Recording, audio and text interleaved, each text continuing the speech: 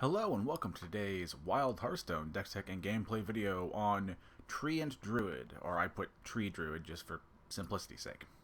Treant Druid is another very simple aggro deck that can all the cards in it can more or less fall into one of three categories. They are either cards that summon trees, cards that draw you cards so you can continue to summon trees and not run out of gas, like Dendrologist and what's the new one? Overgrown Beanstalk. And the third one is cards that will buff our trees, basically. Like Arbor Up and Goru the Might Tree, because the puns. And there are some other cards here, are cards that can pull double duties. Cards like Cenarius can be either a board buff or a tree summoner dude. Mulch Muncher is just a big card that can help us respond to a board that kind of cares about trees itself, even though it itself is not a tree. And honestly, that's kind of all there is to the deck. It's like incredibly simple, and as you will see, weirdly got me to Diamond, which is bananas. You just want to find, trees to play early on in any one of our various ways.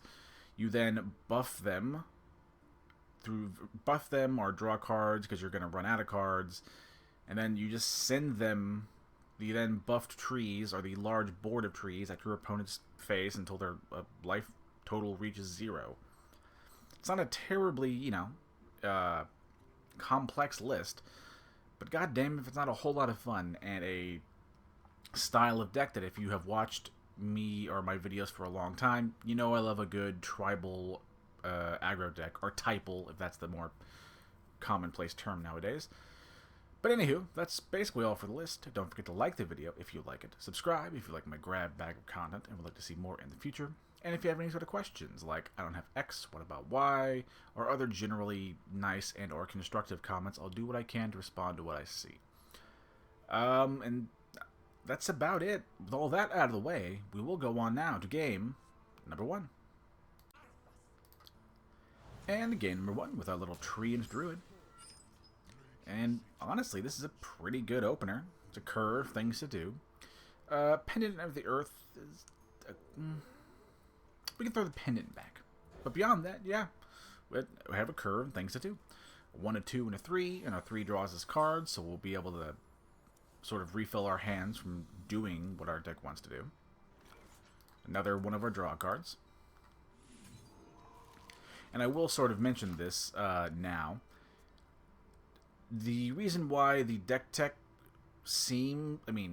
not only the deck tech seems weird because, I'm a human being and I don't totally script these things out, but also it seemed weird because this is one of those moments where I didn't stumble and trip over my words because I didn't know what I want to say. It's more that, like, I was trying to force more complexity out of a deck tech that doesn't need it. Anywho, ping and summon tree. My point sort of being is that, you just summon a load of trees and you bonk your opponent in the head. There's not like a super amount of complexity to it going on. As you will see, we just, like I talked about in the deck tech and talked about now, we summon trees, we buff trees, and we throw them at our opponent. As we wait for our opponent to do things, there's usually some plagues mixed with excavate, Death Knight flowing around here. It's odd that, like, to be fair, that whatever the legendary that makes your plagues permanent, Holga or Helga, whatever her name is, that is a good card and is like an archetype defining card. I just think it's unfortunate that, like, that's 9 times... Yeah, like 8, 9 times out of 10 is the only Death Knight deck I see in Wild. But, I guess, whatever works, do you. Now, how many cards will I go up? I'll go from 6 to 5. Then draw 3 up to 8. Right? Should be at 8. if I'm not mistaken. There we go. Then we can aeroponics for another thing. And now we have a full grip of hand, or a full grip in our hand. And next turn we can just coin into an Arbor and have an absolutely massive board. If they happen to respond to it in any number of ways. Like, what's that 4 mana cold? Hell yeah, that's the name of the card. But yeah, I was gonna say if they had any sort of sweeper, you know, things happen. Okay, just don't hit. Yeah, that's perfect. We're doing good. And yeah, ignore all that point. My point was going to be, you know, a board wipe would suck, but even if they played it a board wipe, we could just, you know, we have the cards to rebuild pretty easily. All that being said, coin. Oh, don't do that. Arbor up. And you just go face. This is a list that not only the Treant Druid list in the abstract is an aggressive deck and wants to kind of like, you know, really apply pressure, but due to Helia and her, you know, forever plagues, you gotta really put on the gas. You're gonna be in trouble if you don't. I don't need to draw more cards. Okay. I don't even see if I had lethal, but you know, that's pretty, you know, typical. And as you can see, again, like I talked about in the deck tech, I believe, this thing took me to platinum, or whatever. Yeah, diamond then platinum. Took me to platinum, which is bananas. Granted, people who care about rank, in Hearthstone, it's a little screwy because win bonuses sort of skew the actual strength of any given deck or player sometimes. So, but even then, fucking got me to platinum. I never care about rank beyond, you know, the rewards it gives me. So I hope that's a good, you know, marker of this deck's, like, success or viability, as well as this game. Now, with all that out of the way, we'll go on now to game number 2. And game number 2 with our little Treant Druid. And much like last game, even though Priest can be a harder matchup, I think we're just going to throw everything back and look for a curve. Again, not to speak... Oh, okay. Oh, okay, we got something on turn 1. Also, sometimes, you know, you just draw poorly. But my original point, I don't mean to overgeneralize, but that's what I'm going to do. Much like how in the last game I talked about how Death Knights are 8 or 9 times out of 10 largely the same list, a similar experience is happening to Priest in Wild. There is a little more variance, but like they largely play the same. Ooh, Awaken the Makers. Could in theory be different, but they could also just be playing a boring version of you know, a Death Rattle Priest. In the meantime, turn 1, Summon Tree. Hopefully we'll draw into something a little more proactive. I mean,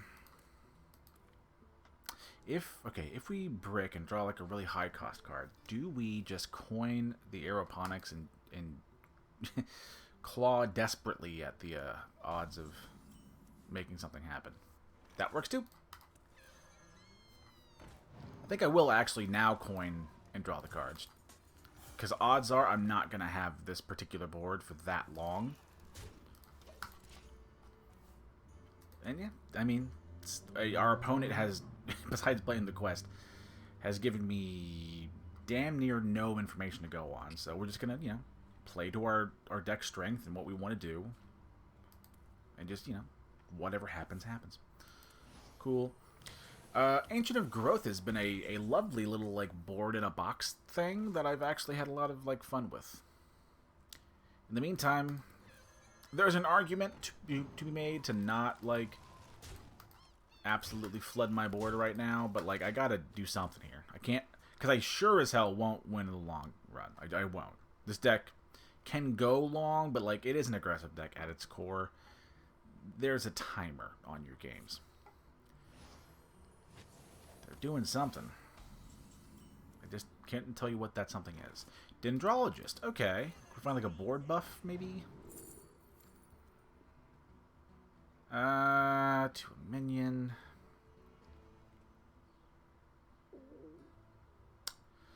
Since we can't really do that much, we might as well take the mulch. This way, if they play some sort of big, scary taunt or something, we can at least get it out of the way, in theory. Or not even necessarily big scary taunt. Just big scary minion that we don't want them to have. Mulch is a nice thing to, you know, be able to, in theory, get rid of it. Granted, you know, who knows what we give him with the mulch, but that wasn't going to last for long. Okay, that's fine. Okay, yeah, we'll Arbor up. Hell yeah. Let's see what we draw next turn. Do we play the... Yeah, I guess we can play the Mulch Muncher. Okay. Well, that almost guarantees that I know that their deck is just going to be terribly boring. Okay, yeah, just hit. We can't really control it.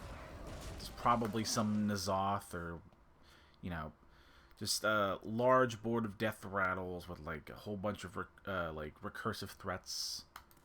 The Obsidian Statues are the Convincing Infiltrators, maybe some Cartooth Defenders, you know, like, it's good, it's just fucking boring to me. So in the meantime, that's better. Oh, does he have... Oh, what is that? He does. What's that fucking... the name of that one Draenei... Female Draenei hero portrait thing that triggers all your death rattles. Yeah, I'm almost certain that's what I'm seeing.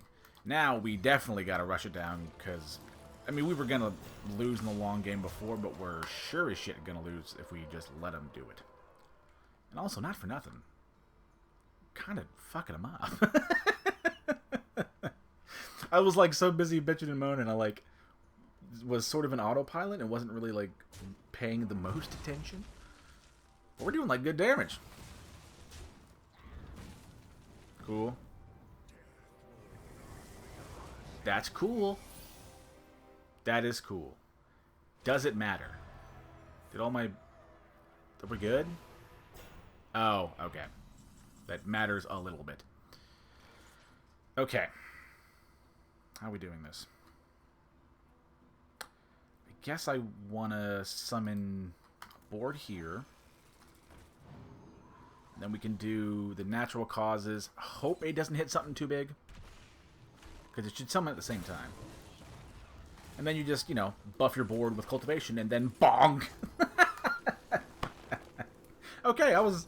Forgive my... if you haven't finished... Or haven't finished. If you haven't figured this out by watching my videos, I'm just a salty dude sometimes when my brain stops getting engaged. And, you know, I sometimes shut off and ignore the game. Where, really, that game was actually pretty good if I take a moment now and remove the saltiness and call back to it as much as I can. Honestly, pretty good. Like, you know, we just ran them down. Granted, they were, like, a turn away from turning the corner with, like, an Amara, and that would have sucked. So, you know, pretty classic, like, aggressive deck versus more controlling deck. We just, you know, they didn't turn the corner, we happened to win. Very simple, by the books, a lot of fun, and honestly could have gone either way if we're being entirely honest. But anywho, now onto game number 3. And game number 3 with our little Treant Druid. And this is a fantastic opener, my god. I'm actually going to keep this, well... Yeah, no, I am going to keep this old grip. I got a curve. That's fine. Granted, they could have some removal and life would suck, which will, like, make this worse. Huh. I don't think I've ever gone against this deck in testing in the last week or whatever I've had in testing with this. Yeah, 1000%. Summon tree and pass. $1 million question. Okay, that changes my calculus a little bit. Okay. Well, in that case, I think we just are gonna throw in natural causes at their face and then play a Dendrologist. Yeah. Don't have a whole lot of, like, things we want to draw right now anyway. See what we get. Draw 2 cards. Minions cost this way. Blah, blah, blah, blah, blah, blah. Cost more or less to draw it. It's cheaper and it'll damn near do the same thing. You also kind of don't need it. Let's see. If I play Arbor up, I'll have 2, which will make aeroponics free. So next turn, it'll probably be an Arbor up, if that doesn't happen. Although, to be fair, really doesn't attack the tree. That would seem... I mean, I guess it is the technically larger body, so okay, I get it. Arbor up, yeah. Aeroponics, draw some cards. Mulch Muncher is nice. Ancient Growth is fine. Just go face. Now, next turn, we have a pretty, good set of options. We can coin into an Ancient of Growth if we need to buff our... Well, not... We almost... You very rarely will ever turn your Treants into Ancients. It's usually Summon Treants. 2 cards. Okay. Does it draw a card in there? Yeah, okay.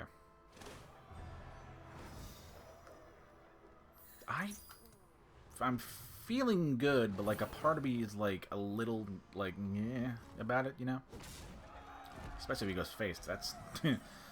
That's a little more terrifying. I'm actually gonna Overgrown Beanstalk first and see if we can find something a little more proactive. Did I overdraw? I did. I might have. I wasn't paying the most attention. I guess we can play a Dendrologist, see what we can find. Expel you, cat. No, I don't need that. Sure, Pride's Fury. Why not? I guess we'll coin out a Shrubadier. Feeling honestly like pretty good about this. If for whatever reason they don't happen to answer our board and I can't play a Goru the Might Tree, I can always just play a Pride's Fury and just bonk them for a whole bunch. Moonlit Guidance. I don't think I'm dead. Right? I'm almost certain. I mean, yeah, you need a lot of cards from 2. If you play it right, you get the original. Yeah. What's that one that, like, deals... Okay, this can go either way. Okay, they're gathering a lot of armor, though. They are stalling, so good on them. It scares me that they're going face. Scares me a lot. That helps. We'll go ahead and do the Pride's Fury. We couldn't cast anything we draw off of the Pendant anyway. And Pendant is one of those perfect scenarios. One of those cards that, like, you wouldn't think would work here, but it's a good stabilizing tool and will help you, like, more often than not find the big scary thing you need to, like, turn the corner, as Pendant is itself, life gain wise, a stabilizer card, and then sort of helps to push you over the edge, granted, provided you can find a big scary thing, like a Cenarius. That's pretty good. Doesn't that cost mana? It's like 5 mana to play that, right? Okay. We'll take that. Honestly, been an absolutely fantastic showing. I genuinely love this deck. I really think it's fun. And again, like, it got me to Platinum. Like, it has to be said that it's, like, a pretty good. And it got me to Platinum after I had lost all of the win streak bonus from... admittedly getting to Diamond with the Pirate Rogue before. Now, how much any viewer at home, how much that might mean to you will vary. But, this is also one of those few lists that I think didn't all the games were wins here? And, like, pretty goddamn quick. Like, it's a really, really fun list. And, like, I can 1000% see myself, like, updating this list in the future. Now, maybe we'll get more Treants anytime soon, or maybe it'll be a while, but like when they happen, guarantee I will come back to this list. This list is awesome, and I would wholeheartedly recommend that anybody at home give this list a try. Granted, it requires some very particular cards that you might not have, but if you have them or have the dust and you want like a fun Druid deck that doesn't play like any other Druid deck you'll find on ladder, in my experience, Treant Druid is fantastic at doing just that. But anywho, thank you all so much for watching. Don't forget to like the video if you like it, subscribe if you like my grab bag of content and would like to see more in the future, and if you have any sort of questions, like I don't have X, what about Y, or other generally nice and or constructive comments, I will do what I can to respond to what I see. Thank you all so much for watching, and remember to stay cool out there since it's getting pretty warm. Bye-bye!